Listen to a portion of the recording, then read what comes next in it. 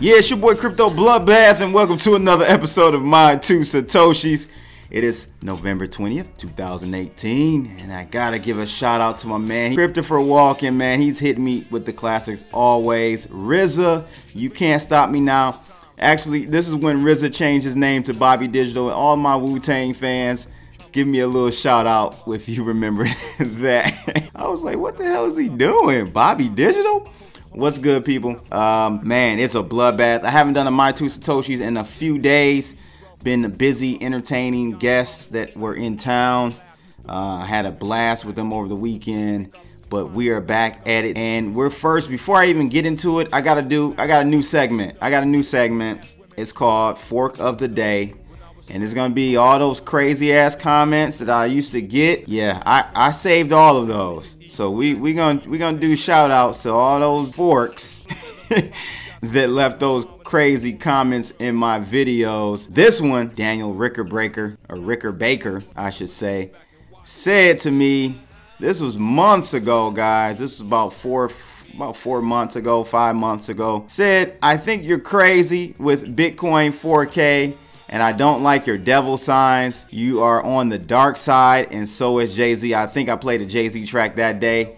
I told him, shake my head, we'll stop watching and go to church then. There you have it, Daniel. Thank you for being the fork of the day. We are going to be talking about Bakkt. They've delayed here, people. They've delayed their launching of this new exchange. Many people were really excited about the Bakkt exchange launching. I didn't really care. I mean, I knew it would bring adoption, but to me, I didn't really look at that as something that was a milestone for cryptocurrencies. I don't like Wall Street coming into this space. Let me just put it to you that way. I know they're coming. It may be delayed now with the volatility. ETF, I think, is totally off the table. People are saying they're knocking it down so that the ETF bag holders or companies that run these ETFs can load and accumulate Bitcoin. Highly doubt it, because the criteria by the SEC was that it was too volatile. That was one of the main reasons why they didn't want to do an ETF. Okay, there were some other ones as well that really concerned me, but volatility was one. And so why would they knock down the price of Bitcoin so violently as they have, or as the market has? I shouldn't say they, as the market has. And I think it's because of a number of issues or things that kind of came to a head. You know, you got the Bitcoin Cash drama with Roger Ver. You've got the tax harvesting that I've been talking about. I told you this, we will have this pullback at the end of the year. Tax harvesting. We've got so many different things, man. It's a number of things that are really delays with Bakkt now. Technical breakdowns, you know, the long-term floor or support we had at 5,900 was broken. So there are a number of things that has caused this bear market to continue. It didn't just start. It started at 19,000. Most of us just didn't know that. Smart money started to feel like the market was overvalued, and that's when we started coming down. So we're gonna take a look at this delayed Bakkt situation, and I've also got another one out of CCN, and it's about Activision and Blizzard. They're clicking up to actually do a new division solely to make games and develop games on the EOS blockchain. I told you guys, I think that gaming and, you know, like real world adoption of cryptocurrencies that kind of fill the void, fill the gap between sovereign currencies that are losing mad value, those two things are going to be the catalyst for real adoption of cryptocurrencies. The latter being the cases like we've seen in Venezuela, we've seen in Turkey, you know, all around the globe. So I think gaming and the insertion of cryptocurrencies to help mitigate hyperinflation in a lot of these countries are going to be our main catalyst for adoption. Hopefully it will make crypto great again. You know what I mean? So let's go ahead and take a look at this market cap. We are at $151 billion. This is my target. My buddy said 175. I said I agree with you. but it's probably going to overshoot. So here we are, 151. I saw it actually lower than my target of 150. It was like at 147 last night, but Bitcoin's dominance is at 53.3% and just slaughtered. You know, it's just a sea of red.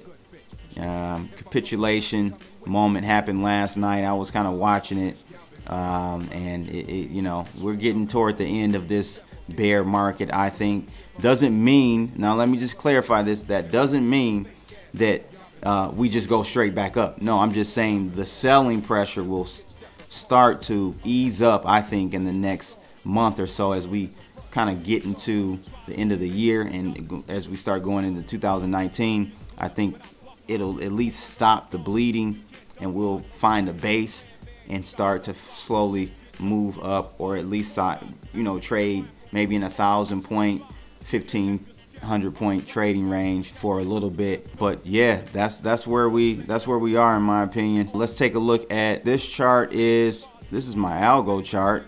Just wanted to show you guys this. You can sign up for the algo if you would like.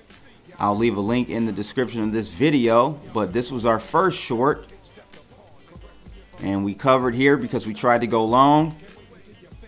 We got tapped out. If I can zoom in, we got tapped out of our long here, but from here to here was a good 100 and something percent gain on leverage. And then we went short again here, and we're still open on our short here.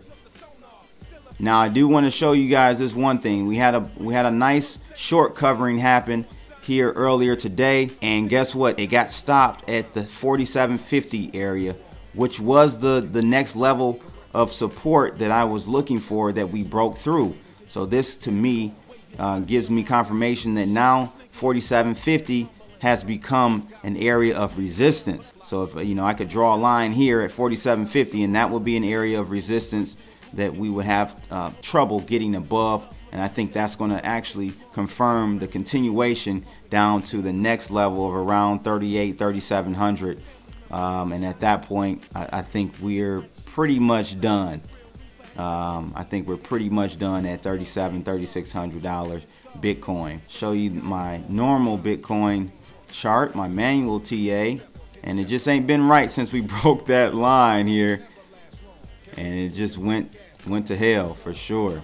Look at that. That is crazy. Those who are in the algo service, they're up almost 200%. Now we're still open in this one, right? So anything can happen, but as of now, we're up around, in the last 12 days, up around 200, right? Like 190% on their initial balance when they came into the trading room.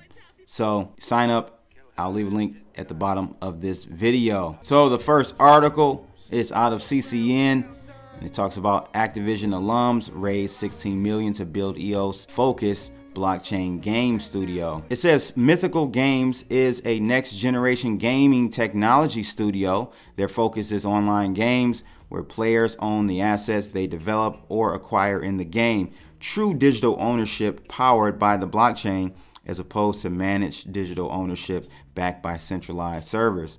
It's an important difference. When a player acquires assets in a game like World of Warcraft, Ultima Online, or RuneScape, they are at the whim of the company to stay in business and keep servers online. A decentralized game built on the blockchain can keep in operation with assets retaining value for as long as the user desires to have them. Not to mention how much easier it is to transfer assets when blockchain connected accounts are involved. The company has yet to release a game, but today announced that it has raised $16 million in funding from 5 different venture capital firms, including Galaxy's Digital, EOS VC Fund, and OKCoin. A press release reads in part, the funding will support the company's first-to-market plans to develop and co-produce a slate of high-quality game titles on mobile, PC, console, built around new player economies and user-generated content. The investment was led by Galaxy Digital's EOS VC fund with significant participation from Javelin Venture Capitals, as well as DDC, Finbushy, Norris, and OKCoin joining the round. Made up of former Blizzard, Activision, and Yahoo executives and employees, the company will now presumably begin building out its first offerings, according to Galaxy Digital CEO and billionaire crypto bull Mike Novogratz. Gaming is an item of keen interest to the VC firm. He says here, we believe that gaming, and specifically players' interaction with in-game economies and virtual goods, will play a role in how the masses first discover the true potential of blockchain. Mythical's experience building rich and immersive game worlds will be invaluable to this mission.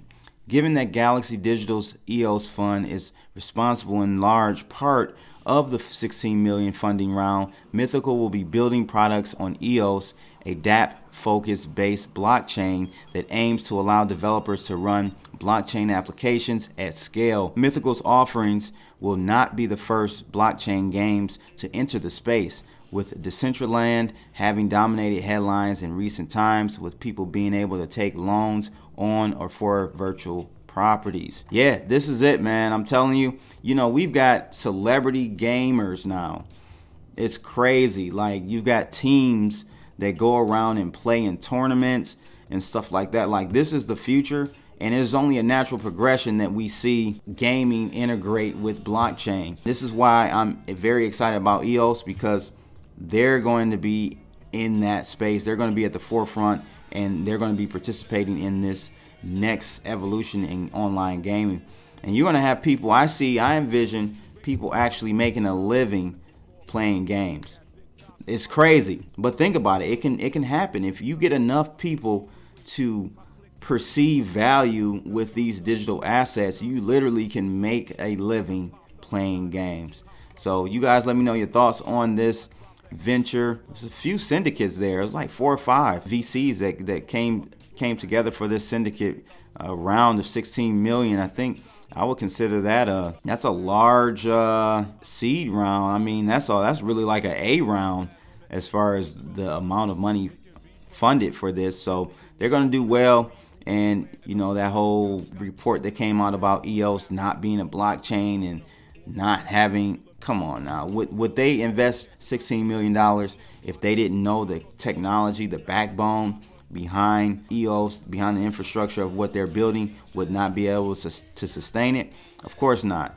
So let's live in the real world, not in fantasy. Second article out of Crypto Globe says here, Bakkt CEO, why launch of our Bitcoin futures contract has been postponed to January 2019. So it says here, on Tuesday, November 20th, which is today, Kelly Loeffler, the chief executive officer of Bakkt, a subsidiary of the International Exchange, or ICE, announced that the launch date for the Bakkt platform, which offers a physical settled Bitcoin USD daily futures, has been changed from December 12th to January 24th, and explained the reasons for the delay. Loeffler started by noting that her team has been hard at work with customer onboarding and security regulatory approvals. With regard to the latter, she said that they are continuing to work closely with the CFTC as they conduct their thorough review of the Bakkt Bitcoin daily futures contract and the Bakkt warehouse. Furthermore, she points out that these products represent a critical shift in the evolution of crypto markets toward more accessible, useful, and regulated instruments. Blah, blah, blah. Next, Bakkt CEO stated that due to the volume of interest in Bakkt and work required to get all the pieces in place, the new launch date will be January 24th, 2019, to ensure that everything is ready on launch date. And the article goes on to quote her saying, as is often true with product launches, there are new processes, risks, and mitigants to test and retest. And in the case of crypto, a new asset class to which these resources are being applied. So it makes sense to adjust our timeline as we work with the industry toward launch. Then she explained that they are planning to expand their offering, details of which would be announced in the coming weeks. But she was able to announce that they have managed to get insurance for Bitcoin in cold storage, and that they are in the process of securing insurance for the warm wallet within the Bakkt warehouse architecture. Loeffler also took this opportunity to answer a few frequently asked questions about their platform. It says here, for example, on the question of why they were starting with Bitcoin and when other cryptocurrencies would be supported, she gave this answer. She says here, Bitcoin accounts for over half of the total market capitalization and has been deemed to be a commodity, and its derivatives are regulated in the US by the CFTC. As the world's most liquid and widely distributed cryptocurrency, and where we've seen the most customer demand, Bitcoin's profile creates a liquid product on which to build a futures contract. We'll consider additional contracts as the landscape evolves and as we receive additional customer feedback about what they want to see. This is interesting because it's just ironic that it comes out on today, the second day of the bloodbath. I don't know, man. You guys let me know, like, how do you think this is? Do you think they're just making an excuse to delay and see how things work out? Because I would think a lot of the people that were interested in Bitcoin, even on the institutional level, probably are taking a pause to see how things kind of play out. You know, I think this really probably shook a lot of people, especially people newer to this space. Institutional investors definitely don't see this type of volatility, so I don't see how this is gonna launch in January either. But you guys let me know your thoughts. I saw Tom Lee from Fundstrat, that he's a crypto guy now. He used to be in Wall Street, but he was even like kind of, unsure this morning on CNBC about, where things are going as far as the growth pattern for Bitcoin. So yeah, you guys let me know your thoughts on this. Is this just an excuse to delay it? And are they kind of shook by what's going on with this crypto space and this bear market? I think so. You guys let me know though. And definitely get over to cryptoblood.io and copy one of those. Make crypto great again. We got to make crypto great again, people. I think it starts with resetting our expectations and getting people to understand they're not going to become a millionaire overnight. That was an anomaly, 2017. People get mad at me because I tell the truth and it comes true. It's just, it mind boggles me. It really does. But anyway, this is the end of this episode of My Two Satoshis, November 20th. Shout out to my man Christopher Walken for that RZA joint, and I'm out of here. Holla.